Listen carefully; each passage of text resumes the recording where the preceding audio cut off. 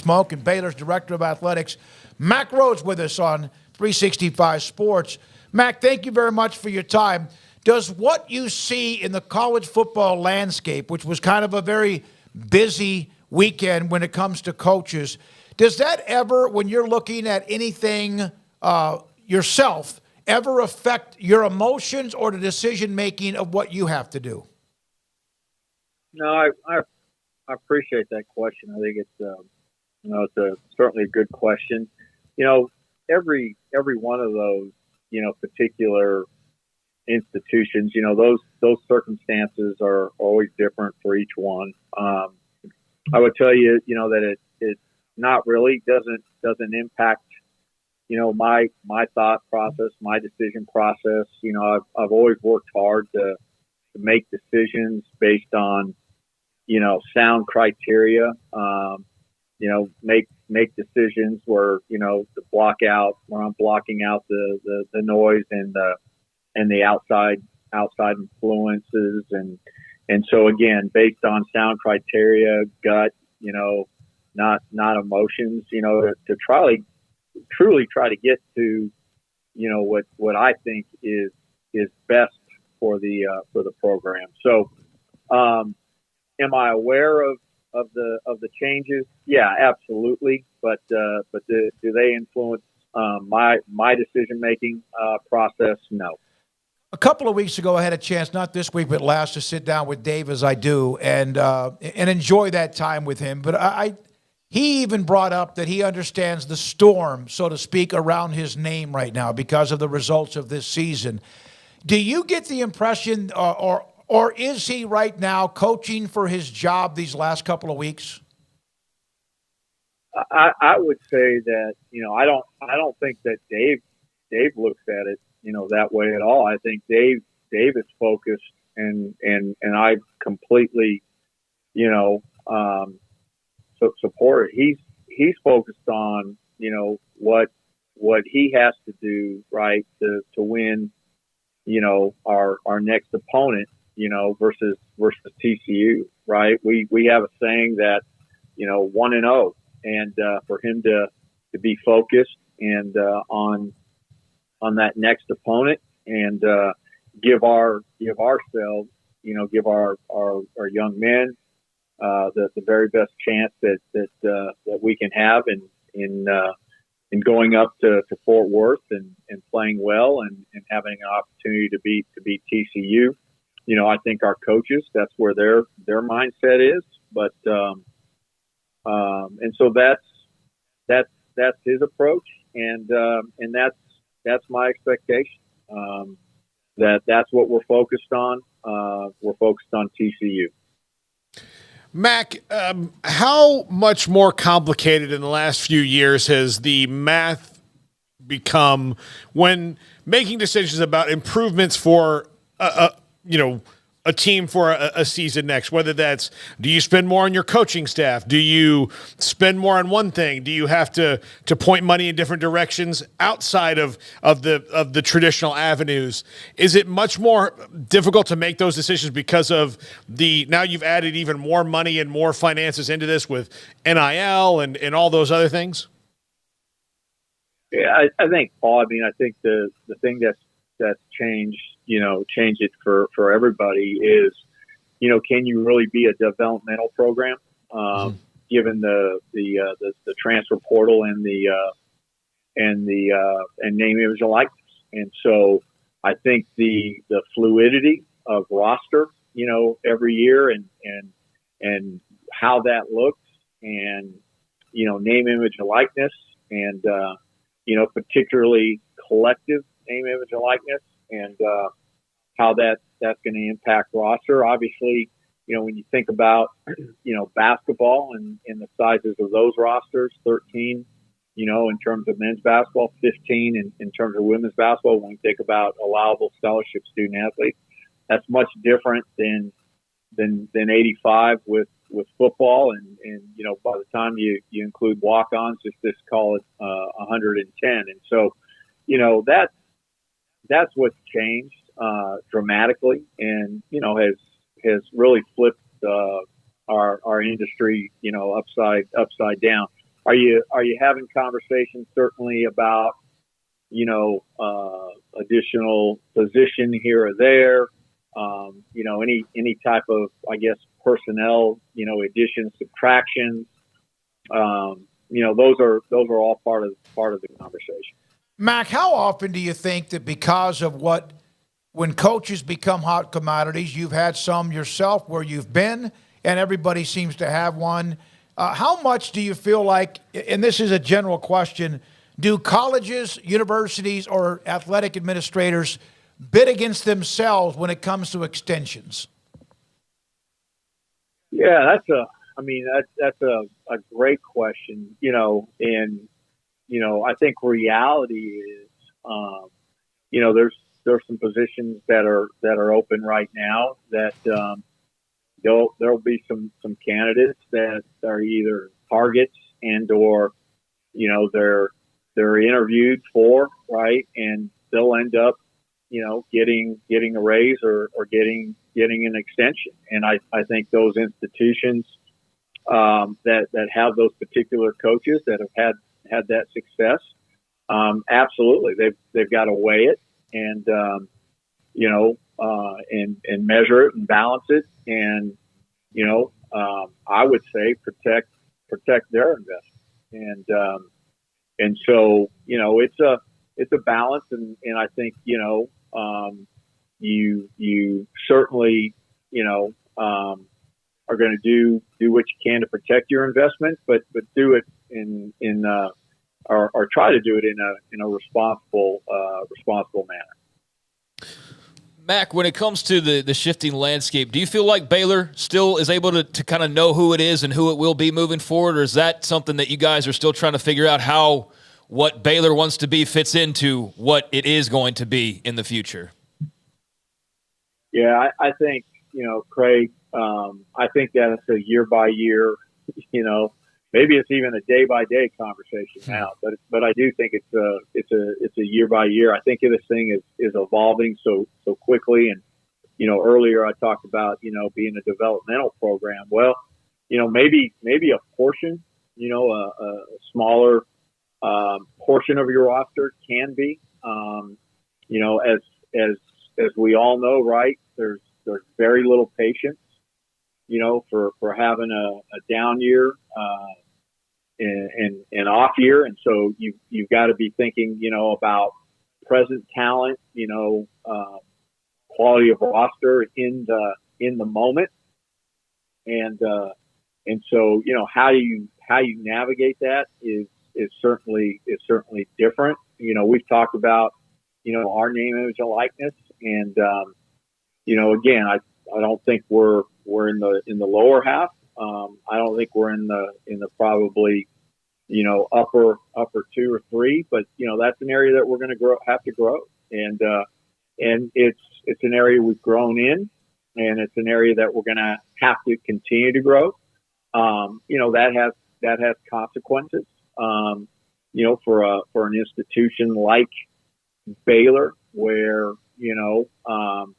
we're an institution that's the size of, 14,500, students when you think about undergraduate population. So we don't have the masses and masses of alums. And so how can we garner more name, image, and likeness opportunities, or not Baylor, but how can GXG do that, right?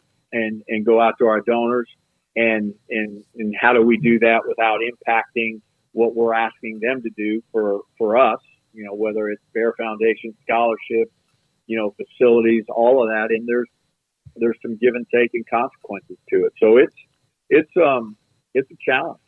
But it's one that, I think that, we're in the midst of. And, I've said it before that, really feel like, the industry and where it's headed, that, we're going to take some body blows.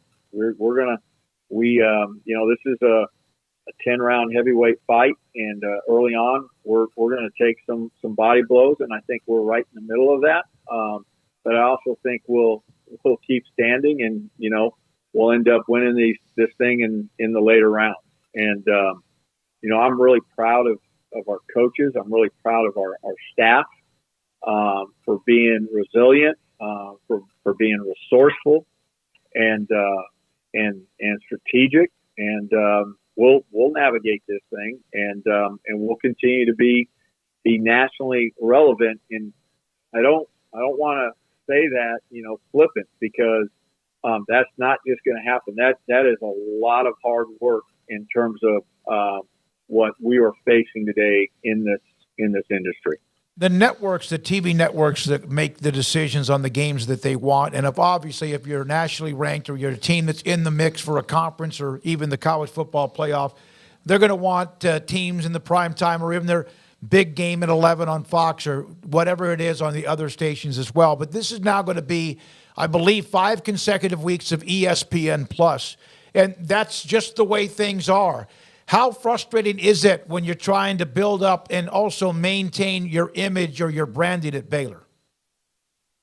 Yeah, I think it. I think it is. It is certainly frustrating, but I also think that, hey, it's what goes along with when you're having a season that you're struggling, and as you mentioned, it's about matchups.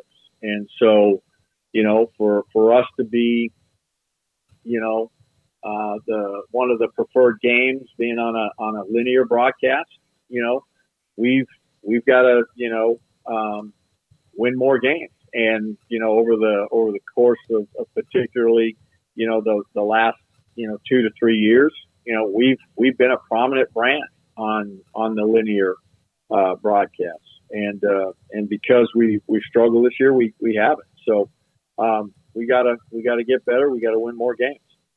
Mack, on the subject of ESPN Plus, I was looking through emails sent about the recent Board of Regents meeting and some of the actions taken, and it mentioned that as required by the Big 12, Regents approved funding to improve broadcast capabilities, allocating $24.25 million for construction of a broadcast production center in McLean, and also upgrade some of the video technology, and that some of that will be supported by a capital investment from PlayFi, which is your multimedia rights holder. Can you just discuss that, what that means, the requirement by the Big 12 as far as the TV production side of things go? No, I'll try to do it, because it's complicated, but with the new TV contract, right, that starts July 1, 2025, we need to have the ability to produce, linear and digital broadcast simultaneously. We don't have that capability right now. Okay.